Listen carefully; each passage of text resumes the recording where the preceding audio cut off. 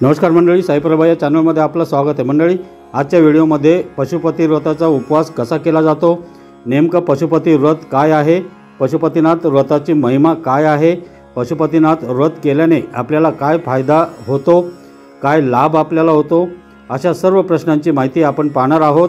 तर व्हिडिओ पूर्ण पहा म्हणजे योग्य ती माहिती तुमच्यापर्यंत पोहोचेल। या व्हिडिओला सुरुवात करण्यापूर्वी सर्वांनी कमेंटमध्ये हर हर महादेव असे नक्की लिहा। महादेवांचा आशीर्वाद तुमच्यावर नेहमी राहील। तुम्ही जर आपल्या चॅनलवर नवीन असाल आणि अजूनपर्यंत चॅनलला सबस्क्राईब केलं नसेल तर पटकन सबस्क्राईब जरूर करा।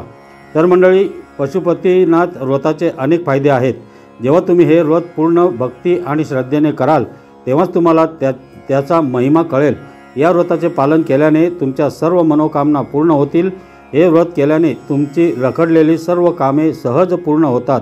एकदा तुम्ही महादेव पशुपतीनाथाच्या चरणी जाल तेव्हा देवाचे देव महादेव तुमची खरी श्रद्धा पाहून केलेल्या उपवासाचे फळ तुम्हाला नक्कीच देतात, असे शिव महापुराणामध्ये सांगितले आहे। तर पशुपतीनाथ व्रत कधीपासून सुरू करावे? पशुपतीनाथ व्रत करण्यासाठी कोणताही महिना निश्चित नाही। तुम्ही हे व्रत कोणत्याही महिन्यामध्ये करू शकता। यासाठी तुम्हाला कोणतीही तारीख किंवा मुहूर्त बघण्याची गरज नाही। यासाठी तुम्ही कोणत्याही सोमवारी हे व्रत करू शकता। कृष्ण पक्ष असो वा शुक्ल पक्ष असो, दिवस फक्त सोमवारचा असावा हे लक्षात ठेवा। तसेच पशुपतीनाथ व्रत कोणी करू नये।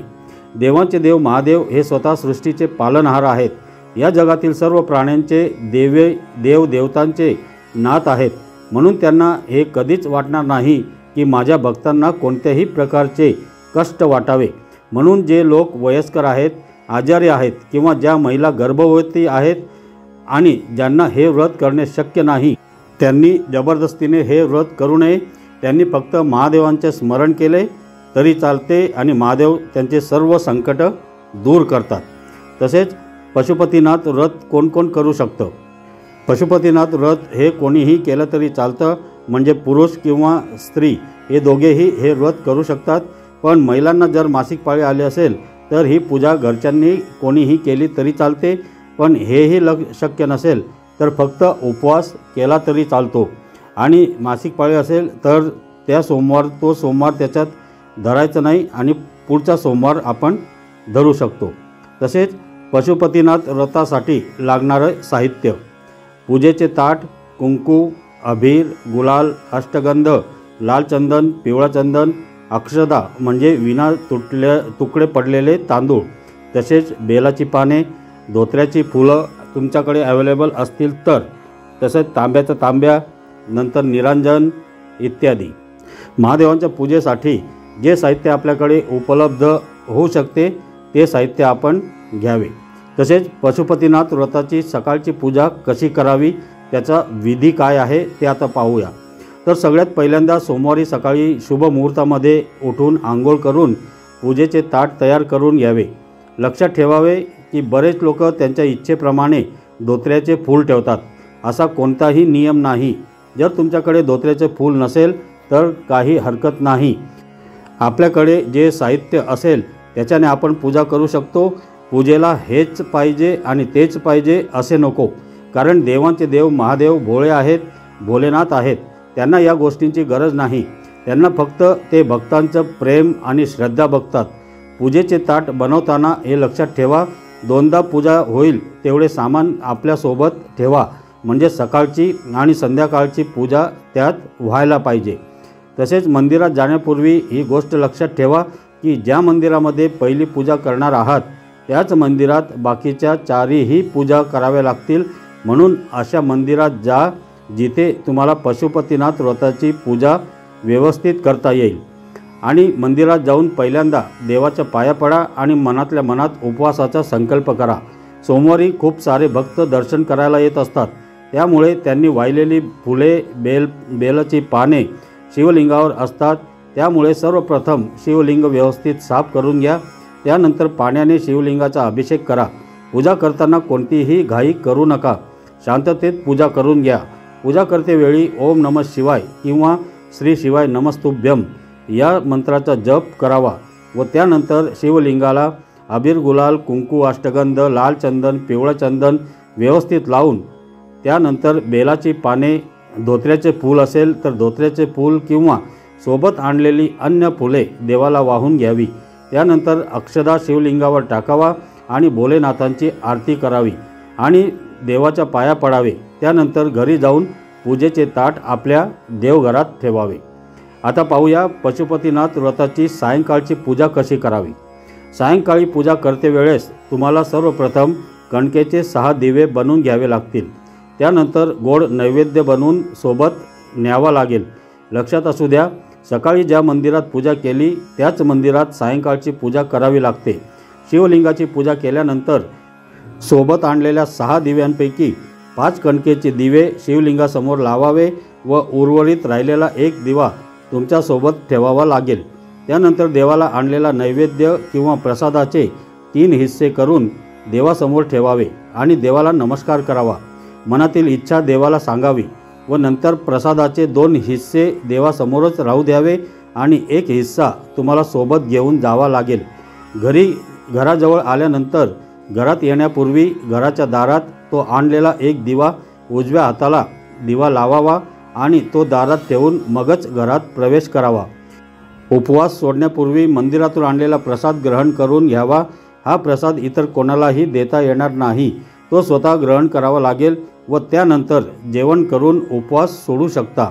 या पद्धतीने तुमच्या पहिल्या सोमवारची पूजा संपन्न होईल। अशाच पद्धतीने बाकीच्या 4ही सोमवारी पूजा करून घ्यावी। असेच तुमचा पशुपतीनाथ व्रत संपन्न होईल। आता पाहूया पशुपतीनाथ व्रताचे उद्यापन कसे करावे। पशुपतीनाथ व्रताचे उद्यापन हे 6व्या सोमवारी करता येते।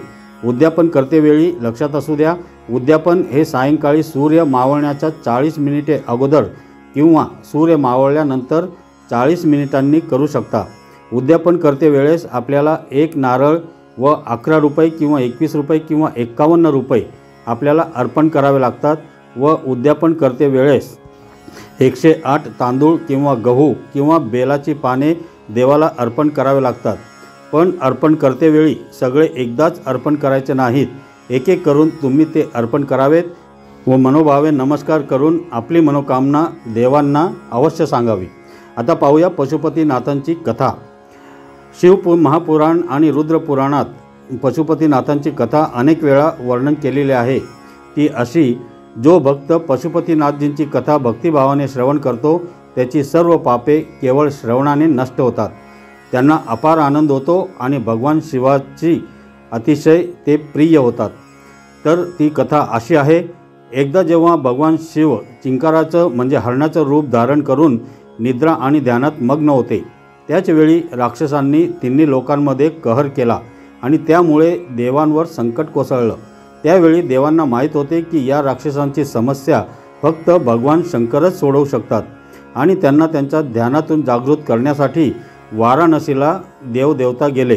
परंतु जेव्हा भगवान शिवाने त्या सर्व देवी देवतांना आपल्या दिशेने येताना पाहिले तेव्हा त्यांनी नदीत उडी मारली आणि त्यांची उडी इतकी वेगवान होती की ज्या चिंकारामध्ये ज्या हरणामध्ये त्यांचे हे रूप धारण केले होते त्या हरणाचे शिंगाचे 4 तुकडे झाले।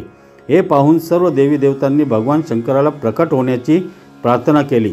त्यांच्या प्रार्थनेने प्रसन्न होऊन भगवान शंकर चतुर्मुख लिंगाच्या स्वरूपात प्रकट झाले आणि या चतुर्मुख लिंगालाच पशुपतीनाथ असे म्हटले जाते। अशा प्रकारे पशुपतीनाथजींची पूजा आणि उपवास करण्याचा नियम अस्तित्वात आला। आता पाहूया भगवान पशुपतीनाथांचे व्रताचे फायदे। पशुपती व्रत हे असे व्रत मानले जाते की ते साधकाला विविध प्रकारचे लाभ देते। पहिला आहे आध्यात्मिक विकास। पशुपती व्रत हे साधकाला भगवान शिवाशी जोडण्यास मदत करते असे मानले जाते। या व्रताचे पालन केल्याने व्यक्तीची आध्यात्मिक प्रगती होऊन आध्यात्मिक वाढ होऊन मनःशांती प्राप्त होते। नंतर भगवान शिवाचे आशीर्वाद मिळतात। पशुपती व्रताचे पालन केल्याने व्यक्तीला भगवान शंकराचा आशीर्वाद मिळतो। असे मानले जाते की जे लोक हे व्रत भक्ती भावाने आणि प्रामाणिकपणाने पाळतात त्यांच्या मनोकामना भगवान शिव जरूर पूर्ण करतात। नंतर अडथळे दूर होणे। पशुपती व्रत केल्याने साधकाच्या जीवनातील सर्व अडथळे दूर होतात। असे म्हटले जाते की भगवान शिव सर्व अडथळे दूर करतात आणि अभ्यासकाला त्यांच्या प्रयत्नांमध्ये यश जरूर प्राप्त करण्यास मदत करतात। तसेच नकारात्मक ऊर्जेपासून संरक्षण मिळते। पशुपती व्रताचे पालन केल्याने व्यक्ती नकारात्मक शक्ती आणि वाईट शक्तींपासून स्वतःचे संरक्षण करू शकते।